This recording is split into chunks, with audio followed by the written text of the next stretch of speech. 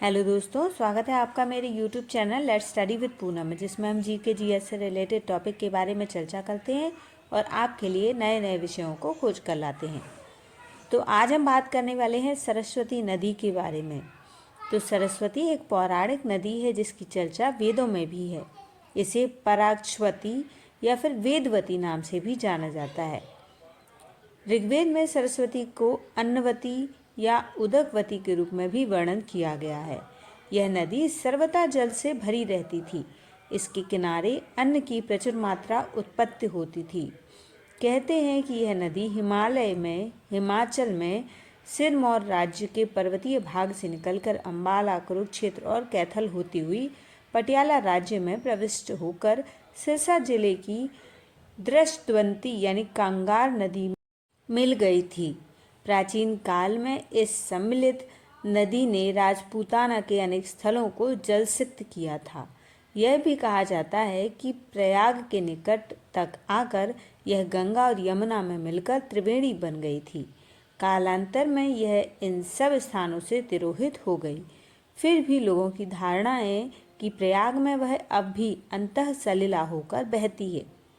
मनु संहिता में स्पष्ट है कि सरस्वती और दृष्टवती के बीच का भूभाग ही ब्रह्मावर्त कहलाता है। सरस्वती नदी पौराणिक हिंदू ग्रंथों जैसे ऋग्वेद में वर्णित एक नदी में से एक है। ऋग्वेद के नदी सूक्त के एक मंत्र 10.75 में सरस्वती नदी को यमुना के पश्चिम और सतलज के पूर्व में बहती हुई बताया गया है। उत्तर वैदिक ग्रंथों जैसे तांडव और जैमिनीय ब्राह्मण में सरस्वती नदी को मरुस्थल में सूखा हुआ बताया गया है। महाभारत में भी सरस्वती नदी के मरुस्थल में विनाशक नामक जगह पर विलुप्त होने का वर्णन आता है। महाभारत में सरस्वती नदी के पलक्षवती नदी, वेद स्मृति, वेदवती आदि कई नाम हैं। महाभारत, वायु पुराण आदि में सरस्वती के विभिन्न पुत्रों के नाम और उनसे जुड़े मिथक प्राप्त होते हैं। महाभारत के शल्य पर्व, शांति पर्व या वायु पुराण में सरस्वती नदी और दधीचि ऋषि के पुत्र संबंधी मिथक थोड़े थोड़े अंतरों से मिलते हैं। उन्हें संस्कृत महाकवि बाणभट्ट ने अपने ग्रंथ हर्षचरित में विस्तार दे दिया है। यह लिखते हैं कि एक बार 12 वर्ष तक वर्षा न होने के कारण ऋषिगण सरस्वती का क्षेत्र त्याग कर इधर उधर हो गए, परंतु माता के आदेश पर सरस्वती पुत्र सारस्वतेय वहाँ से कहीं नहीं गए। फिर सुकाल होने पर जब वे ऋषि वापस लौटे तो वे सब वेद आदि भूल चुके थे। उनके आग्रह का मान रखते हुए सारस्वतेय ने उन्हें शिष्य रूप में स्वीकार किया और पुनः श्रुतियों का पाठ करवाया।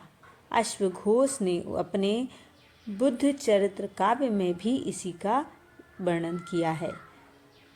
10वीं सदी के जाने माने विद्वान राजशेखर ने काव्य मीमांसा के 3रे अध्याय में काव्य संबंधी एक मिथक दिया है कि जब पुत्र प्राप्ति की इच्छा से सरस्वती ने हिमालय पर तपस्या की तो ब्रह्मा ने प्रसन्न होकर उनके लिए एक पुत्र की रचना की जिसका नाम था काव्य पुरुष।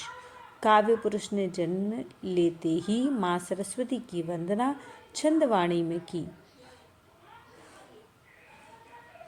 ऋग्वेद तथा अन्य पौराणिक वैदिक ग्रंथों में दिए सरस्वती नदी के संदर्भों के आधार पर कई भूविज्ञानी मानते हैं कि हरियाणा से राजस्थान होकर बहने वाली मौजूदा सूखी हुई घग्गर हकरा नदी प्राचीन वैदिक सरस्वती नदी का एक मुख्य सहायक नदी हुआ करती थी।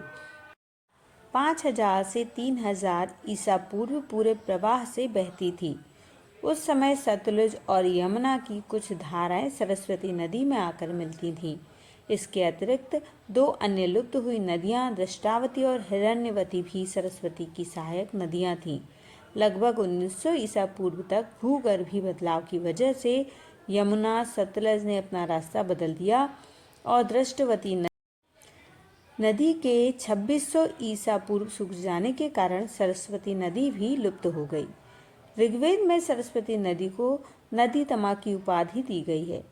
वैदिक सभ्यता में सरस्वती ही सबसे बड़ी और मुख्य नदी थी। इसरो द्वारा किए गए शोध से पता चला है कि आज भी यह नदी हरियाणा, पंजाब और राजस्थान में भूमिगत होते हुए प्रवाहमान है। सरस्वती एक विशाल नदी थी, पहाड़ों को तोड़ती हुई निकलती थी, मैदानों से होते हुए अरब सागर में जाकर विलीन हो जाती थी। इसका वर्णन ऋग्वेद में बार बार आता है। कई मंडलों में इसका वर्णन है। ऋग्वेद वैदिक काल में इसमें हमेशा जल भरा रहता था। सरस्वती आज की गंगा की तरह उस समय की विशालतम नदियों में से एक थी। उत्तर वैदिक काल और महाभारत काल में यह नदी बहुत कुछ सूख चुकी थी। तब सरस्वती नदी का पानी में बहुत कम हो गया था, लेकिन बरसात के मौसम में इसमें पानी आ जाता था। भूगर्भीय बदलाव की वजह से सरस्वती नदी का पानी गंगा में चला गया। कई विद्वान मानते हैं कि इसी वजह से गंगा के पानी की महिमा हुई।